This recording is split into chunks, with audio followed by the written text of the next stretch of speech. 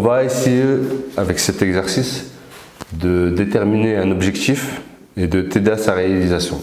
Donc, est-ce que déjà tu peux m'exposer l'objectif que tu voudrais atteindre? L'objectif ou un projet? C'est-à-dire? Un objectif ou un projet?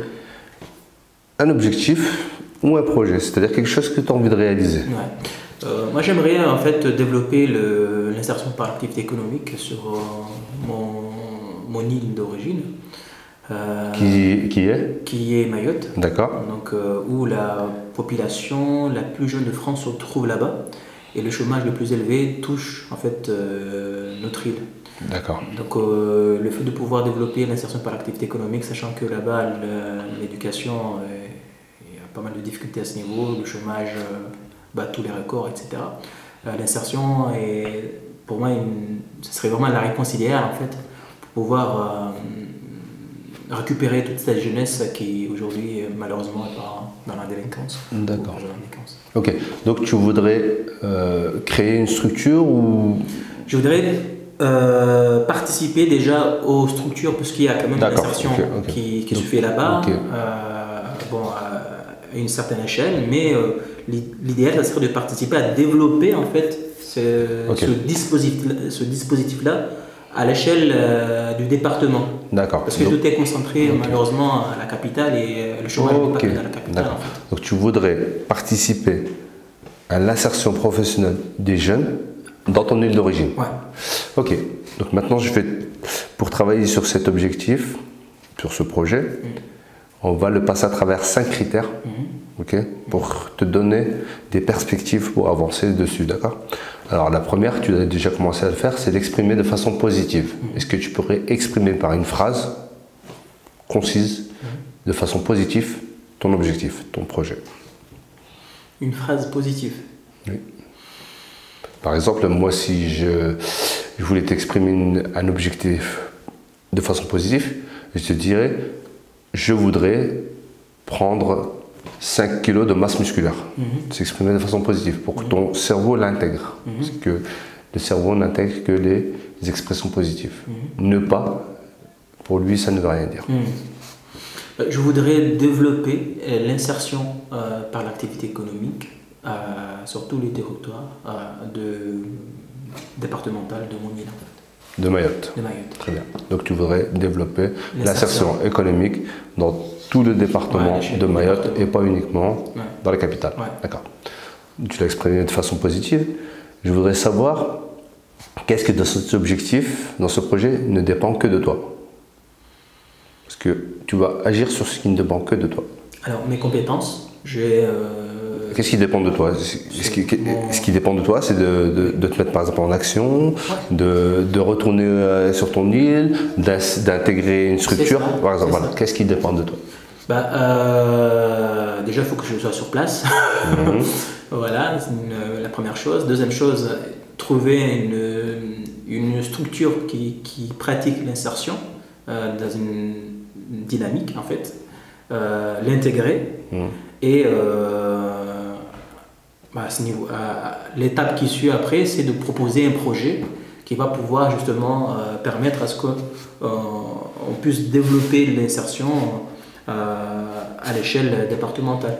Et ce qui ne dépend pas de moi, c'est, on peut en parler déjà, c'est les financements, puisque en fait les structures qui font de l'insertion dépendent essentiellement de subventions de l'Union européenne en grande partie et aussi une certaine partie l'État, puis des collectivités territoriales. On va se focaliser pour qu'un objectif soit réalisable. Dans ce que je te propose, dans la PNL, il faut qu'il soit vraiment la partie personnelle. D'accord? Après, on ira voir s'il n'y a pas des obstacles plus tard. Mais qu'est-ce qui est personnel dans ton objectif et que tu peux réaliser? Le fait de partir à Mayotte, le fait d'intégrer des structures, le fait de faire de l'accompagnement peut-être. Qu'est-ce qu'il y a d'autre qui dépend de toi?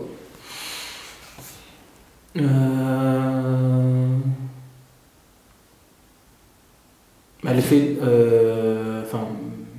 m'investir, le fait d'être actif vraiment dans ce travail-là et ne pas rester juste un simple salarié qui se contente de faire son boulot mécaniquement. C'est vraiment un investissement qui doit être total pour la personne. Parce que on est vraiment dans l'humain en fait. Ok. Donc cette partie de partir au pays, d'intégrer les structures, de se mettre en action, c'est personnel. C'est ça. D'accord. Ouais. On parle vraiment de ce qui est personnel.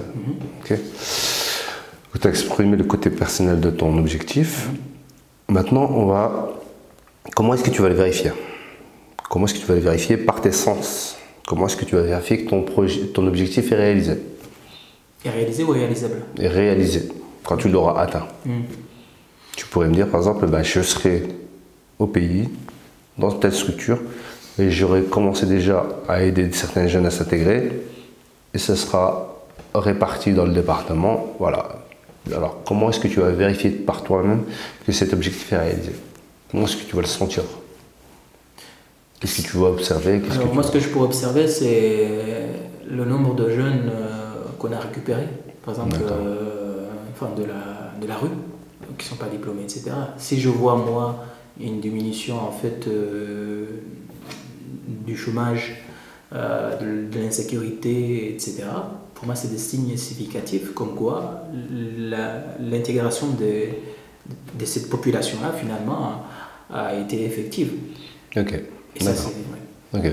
Donc, c'est observer que certains jeunes sortent de la rue pour s'intégrer dans le milieu professionnel. Ouais, ce sera ton moyen de vérification. Pour moi, dans ce qui te concerne dans ta partie. Okay.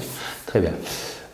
Est-ce que tu peux me donner un contexte? Donc, contextualiser ton objectif, c'est-à-dire me dire où, quand, comment, avec qui? Alors, là, on peut faire que des prévisions très floues, parce qu'avec le contexte sanitaire, c'est un peu... Hors contexte, imaginons que le contexte sanitaire, ça veut dire. Donc, d'ici l'été prochain, je suis à Mayotte. J'intègre une ou des entreprises qui fait de l'insertion, que dirige mon frère, qui est depuis plus de 10 ans dans le domaine de l'insertion, justement. Et vu que lui, il commence déjà à se fatiguer, donc il a besoin d'aide, une personne qui est diplômée, je suis diplômé, quelqu'un qui a une expérience dans le domaine, de l'expérience dans le domaine, etc. Donc à ce moment-là, je vais intégrer en fait les structures dont il a besoin de développer davantage afin de pouvoir embrasser au niveau départemental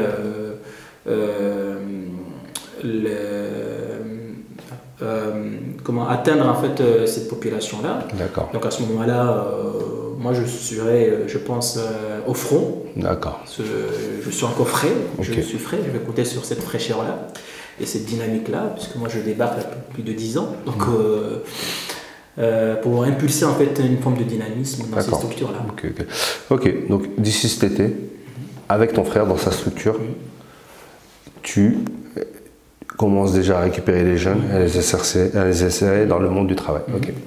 J'ai une autre question, une dernière question, le 5e critère donc, à vérifier avec toi, c'est est-ce que ce projet est écologique?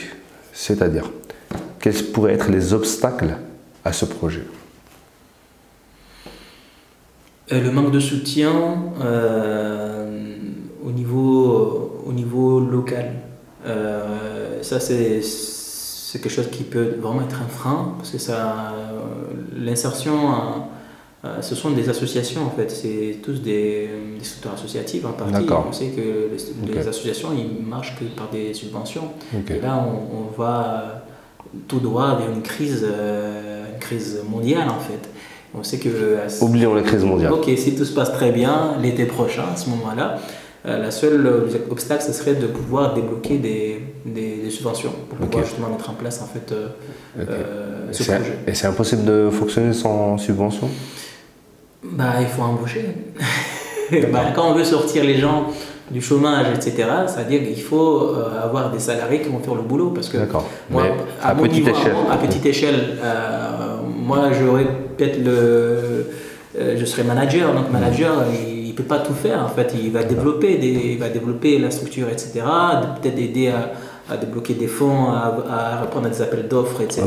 Mais je ne pourrais pas, moi, être, par exemple, le conseiller qui va aller raccrocher les jeunes au dispositif, les ramener et les orienter vers les associations ou les entreprises dédiées pour pouvoir décrocher un contrat de travail. Ok, j'ai une autre question. Est-ce que, si tout se passe bien, est-ce que ça sera un réel obstacle ou c'est possible d'embaucher, c'est possible... Parce que tu me dis que la structure existe déjà. Il y a plusieurs structures qui existent déjà. Le problème qui se pose là-bas, c'est le manque de financement. Qui dit manque de financement, on ne peut pas prendre des salariés, puisqu'on peut pas, on va les payer avec quoi, on ne peut pas les payer, etc. Et admettons que tu n'as pas les financements, ce que ton frère. Qu'est-ce que tu pourrais faire d'autre? J'ai pas compris. Admettons que tu n'arrives pas à avoir ces financements pour pouvoir embaucher. Est-ce qu'il y a d'autres choses que tu peux faire en attendant, en parallèle, pour réaliser ton projet?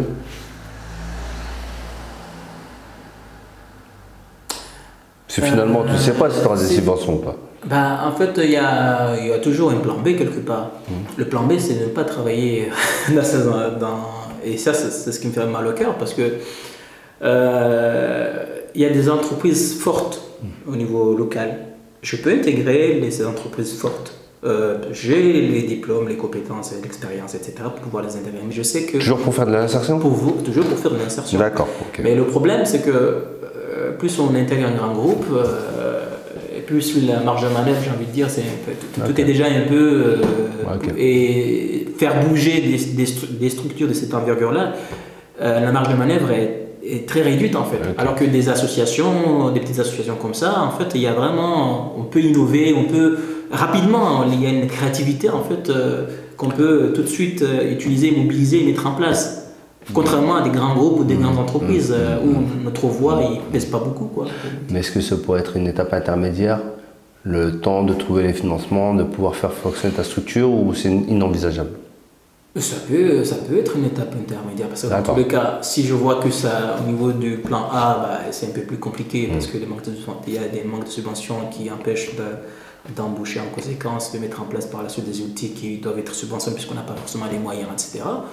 Ça peut être une étape intermédiaire, le temps de suffisamment connaître le réseau, puisque tout marche aussi, il faut le dire, par réseautage, de connaître un peu au sein de ces grosses boîtes, avoir les contacts qu'il faut, avoir les partenaires, connaître les noms des partenaires stratégiques avec lesquels on peut tout de suite contacter pour pouvoir bénéficier d'un coup de main, etc. Puis à ce moment-là, sortir de ces grosses boîtes, puis reprendre le projet. Donc il y a toujours moyen quand même de réaliser des étapes intermédiaires. J'ai une dernière question par rapport à l'écologie de ton projet. Est-ce qu'au niveau familial, il peut y avoir des obstacles à la réalisation de ce projet? Ou pas du tout? Alors au niveau familial... ou autre ça pourrait plus être au niveau familial. Au niveau de ma femme, je sais que si je vais à Mayotte, je ne pourrais pas y rester définitivement. Ça, c'est quelque chose qui a été convenu avant même le mariage. C'est-à-dire même si je vais à Mayotte, ça sera pour quelques temps seulement. Et dans tous les cas, je devrais quitter.